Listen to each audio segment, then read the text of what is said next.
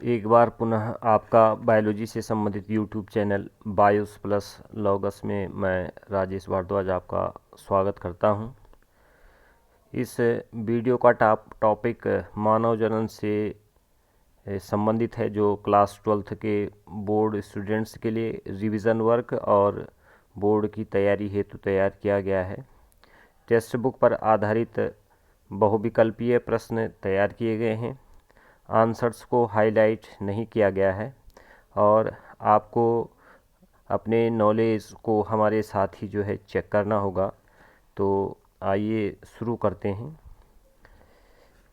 पहला जो multiple choice type का जो क्वेश्चंस आपके सामने है वो है मानव में होने वाला जनन है। इसके 4 विकल्प आपके पास दिए गए हैं: अलैंगिक, लैंगिक, दोनों या कोई नहीं। तो एक सामान्य और सरल प्रश्न है कि जो मानव में जनन होता है वो लैंगिक होता है, तो इस प्रश्न का जो उत्तर होगा वो लैंगिक जनन होगा। प्रश्न 2 इम्पोर्टेंट है, मानव है। 4 विकल्प आपके पास हैं: अंडजरायुज, अंडप्रजक, सजीव प्रजक या प्रोटोजोआ। तो सोचिए इसका उत्तर क्या होना चाहिए। इसका उत्तर होना चाहिए सजीव प्रजक। आपका आंसर सही हो सकता है, सजीव प्रजक आपका आंसर होना चाहिए कि मनुष्य जो है सजीव को जन्म देता है, वो सजीव प्रजक है। अगला सवाल है, मानव में निषेचन होता है। विकल्प हैं आंतरिक, बाह्य, अलैंगिक या उपरोक्त तीनों। तो इसका उत्तर बताइए क्या होना चाहिए। मानव में निषेचन जो होता है वो हमेशा आंतरिक होता है, तो इसका उत्तर होना है आंतरिक निषेचन। सही उत्तर आपने दिया है। प्रश्न संख्या 4 है, नर युग्मक होता है। नर युग्मक होता है अगुणित, द्विगुणित, त्रिगुणित या इनमें से कोई नहीं। तो आपका उत्तर होना चाहिए अगुणित। एन जो होता है, जो मेल गैमिट होता है वो हमेशा अगुणित होता है। बिल्कुल सही आपका उत्तर होना चाहिए। प्रश्न संख्या 5, युग्मनज जायगोट जिसे हम कहते हैं होता है अगुणित, द्विगुणित, त्रिगुणित या इनमें से कोई नहीं। तो युग्मनज क्या होना चाहिए। युग्मनज युग्मकों के मिलने से बनता है, इसलिए ये द्विगुणित होता है। इसका उत्तर जो है 2n होना चाहिए। अगला प्रश्न है, नर एवं मादा युग्मकों का संलयन कहलाता है निषेचन, परागण, अनिषेक जनन, द्विगुणन। नर एवं मादा युग्मकों का संलयन। तो नर और मादा युग्मकों के संलयन को क्या कहते हैं, इसे फर्टिलाइजेशन, निषेचन जो है इसे कहा जाता है। आपका उत्तर सही होगा। प्रश्न संख्या 7 है, भ्रूण को गर्भाशय से जोड़ता है। एक इम्पोर्टेंट प्रश्न है जो बोर्ड परीक्षा में काफ़ी बार पूछा जाता है। आपके पास विकल्प है अंडाशय, ग्रीवा, अंडवाहिनी, अपरा। तो भ्रूण को गर्भाशय से जोड़ने वाली संरचना प्लेसेंटा यानी कि अपरा कहलाती है। आपका उत्तर अपरा होना चाहिए। अगला क्वेश्चन है 8वां, मानव का प्रमुख नर जनन अंग है अंडाशय, वृषण, अग्न्याशय या आमाशय। तो आपको इसका उत्तर पता होना चाहिए कि एक जोड़ी वृषण, टेस्टिस जो होते हैं वो प्रमुख नर जनन अंग होते हैं, तो इसका उत्तर होगा वृषण। अगला इंपॉर्टेंट सवाल है, वृषण कोष का तापमान सामान्य शरीर की अपेक्षा होता है 2 से 2.5 डिग्री सेल्सियस कम, 2 से 2.5 डिग्री सेल्सियस अधिक या बराबर। तो ये हमेशा वृषणों में जो तापमान होता है वो शरीर के सामान्य तापमान की अपेक्षा कम होता है। तो ये जो है 2 से 2.5 डिग्री सेल्सियस कम इसका उत्तर होगा। अगला सवाल है, वृषण में शुक्रजनक नलिकाओं की संख्या होती है। विकल्प हैं 1 से 3, 5 से 7, 31 या अनगिनत। तो शुक्रजनक नलिकाओं की संख्या वृषण में जो होती है वो 1 से 3 होती है। हम आशा करते हैं कि आपने सही विकल्प का चयन किया होगा। अगला सवाल है, शुक्राणु उत्पन्न होते हैं शुक्रजनक नलिका में, शुक्राशय में, आमाशय में या अंडाशय में। तो जो स्पर्म्स होते हैं शुक्राणु वो उत्पन्न होते हैं हमेशा शुक्रजनक नलिका में। 1 नंबर का सवाल आपसे वैसे ही पूछा जाता है। अगला सवाल है, शुक्राणु का निर्माण किससे होता है? इम्पोर्टेंट सवाल है, पूछा जाता है। अंड कोशिका से, स्पर्मेटोगोनिया से, अपरा से या सर्टोली कोशिकाओं से? तो इसका उत्तर होना चाहिए बिल्कुल सही, स्पर्मेटोगोनिया से। जो शुक्राणुजन कोशिकाएं होती हैं, इनको हम जो है नर जर्म कोशिकाएं भी बोलते हैं, स्पर्मेटोगोनिया, इसके द्वारा शुक्राणु का निर्माण होता है। अगला बहुत ही ज़्यादा इम्पोर्टेंट प्रश्न है जो बार बार पूछा जाता है, शुक्राणुओं को पोषण प्रदान करने वाली कोशिकाएं जो होती हैं वो कौन सी होती हैं? लीडिंग कोशिकाएं, एक्रोसोम, सर्टोली कोशिकाएं या स्टेम कोशिकाएं? तो आपका उत्तर बिल्कुल सही होना चाहिए, ये होना चाहिए सर्टोली कोशिकाएं। सर्टोली कोशिकाएं जो विकसित हो रहे शुक्राणु होते हैं उनको पोषण प्रदान करती है।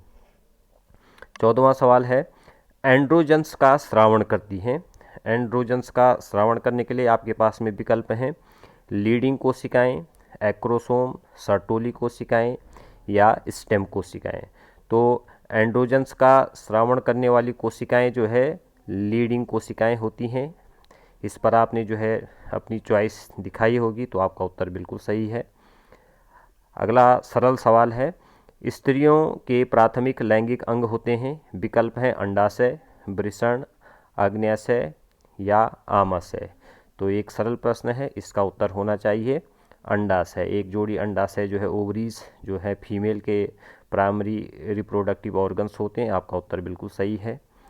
अगला सवाल है, नर सहायक जनन ग्रंथियां जो पुरुषों में पाई जाती हैं वो हैं शुक्राशय, प्रोस्टेट, बल्बोयूरेथ्रल ग्रंथियां या उपरोक्त सभी? तो इसका उत्तर होना चाहिए, क्योंकि जो नर सहायक जनन ग्रंथियां होती हैं वो ये तीनों ही होती हैं, शुक्राशय, प्रोस्टेट और बल्बोयूरेथ्रल ग्रंथियां। इसलिए आपका उत्तर जो है होना चाहिए उपरोक्त सभी। ये तीनों जो है इसका उत्तर हैं। अगला प्रश्न है, एक शुक्राणुजन कोशिका से कितने शुक्राणुओं का निर्माण होता है? आपको इस प्रश्न का उत्तर बताना है कि जो है एक शुक्राणुजन कोशिका से कितने शुक्राणु बनते हैं। आपके पास विकल्प हैं 1, 2, 3 या 4। तो इसका उत्तर होगा 4। बिल्कुल जो है सही आपने अपना चॉइस दिखाया होगा। अगला सवाल है, शुक्राणु जनन के पश्चात शुक्राणु अंतः स्थापित होते हैं। जब शुक्राणु का जन्म हो जाता है तो शुक्राणु जो है अंतः स्थापित होते हैं। आपके पास विकल्प हैं सर्टोली कोशिकाओं में, लीडिंग कोशिकाओं में, शुक्राशय में या अंडाशय में। ये भी एक इम्पोर्टेंट सवाल है, तो इसका उत्तर होता है हमेशा सर्टोली कोशिकाओं में। इसका विकल्प होगा जो है सर्टोली कोशिकाओं में। आपने बिल्कुल सही उत्तर दिया होगा। प्रश्न संख्या 19 है, शुक्राणु का मोचित होना कहलाता है निषेचन, अंडोत्सर्ग, वीर्यसेचन या अनिषेक जनन? तो शुक्राणु का मोचित होना हमेशा जो कहलाता है उसे हम कहते हैं वीर्य सेचन। वीर्य सेचन के नाम से इसको जाना जाता है। आपका उत्तर सही होगा। अगला प्रश्न है हार्मोन से संबंधित है। लीडिंग कोशिकाओं पर कार्य करने वाला हार्मोन है। 4 विकल्प आपके पास में हैं, LH, FSH, GH या HCG। तो इसका उत्तर होना चाहिए LH। ल्यूटिनाइजिंग हार्मोन जो है लीडिंग कोशिकाओं पर काम करता है। आपका उत्तर सही होगा। अगला प्रश्न है सर्टोली कोशिकाओं पर कार्य करने वाला हार्मोन है। यही विकल्प आपके पास है LH, FSH, GH या HCG। तो सर्टोली कोशिकाओं पर कौन सा हार्मोन काम करता है? Follicle stimulating hormone, that is FSH। ये इसका उत्तर होना चाहिए। प्रश्न संख्या 21 है, शुक्राणु के शीर्ष पर पाया जाने वाला एंजाइम है। ये प्रश्न भी आपको काफ़ी बार पूछा जाता है। विकल्प हैं हाइल्यूरोनिडेज, एस्ट्रोजेंस, प्रोजेस्टेरॉन या एंडोन्यूक्लियस। ये 4 विकल्प आपके पास हैं। तो आपका उत्तर होना चाहिए पहला हाइल्यूरोनिडेज। ये एंजाइम जो है शुक्राणु के शीर्ष पर जो है पाया जाता है। अगला इम्पोर्टेंट सवाल है, शुक्राणु का शीर्ष कहलाता है। जो शुक्राणु की संरचना हम बनाते हैं उसके जो हेड पार्ट को, शीर्ष भाग को हम क्या कहते हैं? इसमें है क्रोमोसोम, लाइसोसोम, राइबोसोम या एक्रोसोम। तो आई थिंक ये आपके लिए सरल सवाल होगा। इसका उत्तर है एक्रोसोम। इसको जो है एक्रोसोम के नाम से जानते हैं अंग्रेजी में। प्रश्न संख्या 23 है, ग्राफी पुटक का अंडाणु को मोचित करना कहलाता है। जो ग्राफियन फॉलिकल है, ये जब जो है अंडाणु को, एग को मोचित करता है तो इसको क्या कहते हैं? विकल्प हैं प्रस्फुटन, अंडोत्सर्ग, अंडजनन या युग्मक जनन। तो इसका उत्तर होना चाहिए बिल्कुल सही अंडोत्सर्ग। अंडोत्सर्ग के नाम से जो है हम इसको जानते हैं जब ग्राफी पुटक अंडाणु को मोचित करता है। अगला जो है एक सरल सवाल है, महिलाओं में आर्तव चक्र की शुरुआत कहलाती है। विकल्प हैं रजोदर्शन, रजोनिवृत्ति, प्रसव या एमटीपी। तो इसका उत्तर रजोदर्शन होना चाहिए। आई थिंक आपको ये पता होगा। अगला विकल्प है, महिलाओं में आर्तव चक्र की समाप्ति को कहा जाता है। रजोदर्शन, रजोनिवृत्ति, परिपक्वन प्रावस्था या कोई नहीं। तो आई थिंक आपको इसका भी उत्तर सही ढंग से पता होगा। इसका विकल्प होगा समाप्ति को बोलते हैं रजोनिवृत्ति, जिसको मीनोपॉज जो है कहा जाता है। अगला भी इम्पोर्टेंट सवाल है आपके पास में, LH सर्ज होता है मेंस्ट्रुअल साइकिल के कौन से दिन होता है? प्रथम दिन, 28वें दिन, 14वें दिन या प्रत्येक दिन। तो इसका उत्तर होता है 14वें दिन। इसको हम LH सर्ज के नाम से जो है जानते हैं। प्रश्न संख्या 26 है, पीतपिंड या जिसको हम कार्पस ल्यूटियम कहते हैं, इसके द्वारा कौन सा हार्मोन स्रावित होता है? विकल्प हैं इंसुलिन, एड्रिनेलिन, टेस्टोस्टेरोन या प्रोजेस्टेरोन। तो इसका जो सही उत्तर है वो है प्रोजेस्टेरोन। सही उत्तर आपने बताया है। प्रश्न संख्या 27 है, सरल सवाल है, शुक्राणु तथा अंडाणु का संलयन कहलाता है। ये जो है युग्मक होते हैं, मेल गैमिट और फीमेल गैमिट होते हैं। तो इनके फ्यूज़न को क्या कहते हैं? इनके फ्यूज़न को हमेशा हम फर्टिलाइजेशन, निषेचन के नाम से जानते। तो इसका उत्तर होना चाहिए निषेचन। अगला प्रश्न है, रिलैक्सिन हार्मोन उत्पन्न होता है। एक हार्मोन है रिलैक्सिन, ये कहाँ से उत्पन्न होता है? अंडाशय से, वृषण से, यकृत से या आमाशय से। तो ये आपका उत्तर होना चाहिए अंडाशय से। रिलैक्सिन हार्मोन अंडाशय से स्रावित होता है। अगला इम्पोर्टेंट सवाल है, वे कोशिकाएं जो सभी ऊतकों एवं अंगों को उत्पन्न कर सकती हैं कहलाती हैं। 4 विकल्प आपके पास हैं, कैंसर कोशिकाएं, स्टेम कोशिकाएं, तंत्रिका कोशिकाएं या रक्त कोशिकाएं। तो ऐसी सेल्स जो सभी टिश्यूज़ ऑर्गन्स को जो है उत्पन्न कर सकती हैं, इनको हम कहते हैं स्टेम कोशिकाएं। स्टेम कोशिकाएं इनको जो है कहा जाता है। आपका उत्तर होना चाहिए। प्रश्न संख्या 30 है, प्रथम माह की सगर्भता के बाद बनने वाला अंग होता है। बोर्ड परीक्षा में पूछा भी गया है एक बार। हृदय, आँख, फेफड़े, पाद और अंगुलियाँ।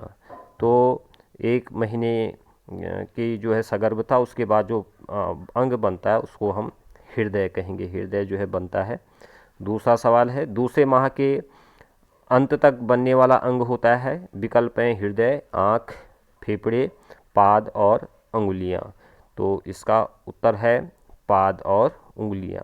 ये इसका उत्तर होना चाहिए। सही आपने बताया होगा। अगला सवाल है, प्रसव के समय पीयूष ग्रंथि से स्रावित होने वाला हार्मोन होता है। तो ये विकल्प आपके पास हैं ऑक्सीटोसिन, इंसुलिन, वृद्धि हार्मोन और प्रोजेस्टेरोन। तो पीयूष ग्रंथि से जो हार्मोन स्रावित होता है वो होता है हमारे पास में ऑक्सीटोसिन। प्रसव के समय जो हार्मोन स्रावित होता है। और अंतिम प्रश्न है इस पाठ का, युग्मनज विभक्त होकर कौन सी संरचना बनाता है? विकल्प हैं युग्मक, भ्रूण, अपरा या लसिका। तो आपका उत्तर, अंतिम उत्तर भी हम समझते हैं कि सही होगा। इसका उत्तर है भ्रूण, एम्ब्रियो। जो जायगोट है वो एम्ब्रियो बनाता है। तो ये जो है इस जो द्वितीय हमारे पास में हमने लेसन लिया था मानव जनन, उसके से संबंधित जो है बहुविकल्पीय प्रश्न आपके समक्ष रखे गए थे। ये आपकी बोर्ड परीक्षा की तैयारी में सहायक सिद्ध होंगे। Thank you.